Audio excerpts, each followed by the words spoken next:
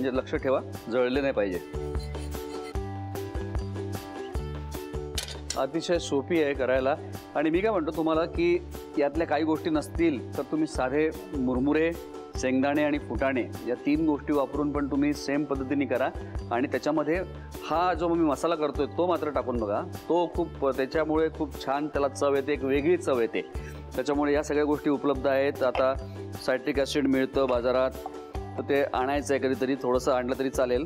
पण असा मसाला करून तुम्ही चिवड्यामध्ये पण थोडासा टाकू शकता.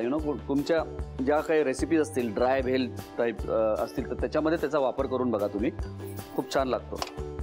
त्यात मी साखर घेतलेली आहे, त्याच्यामध्ये आपण थोडंसं सायट्रिक ॲसिड टाकणार आहोत, वेलची पूड, थोडं चिली पावडर, तिखट टाकलेलं आहे, काळं मीठ टाकतो याच्यात थोडं, आणि आपलं साधं मीठ.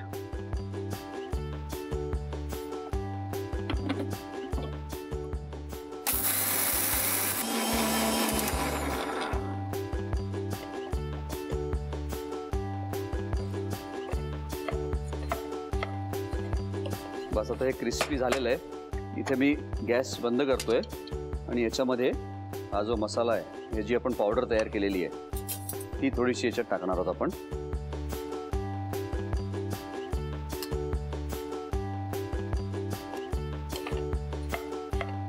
याला मिक्स करून घेतोय. वा, हे मिक्स तयार झालेलं आहे आपलं. आणि याला आता थंड करून घ्यायचं आहे. आणि मग आपल्याला याच्यामुळे याला बर्नीमध्ये तुम्ही स्टोअर करा.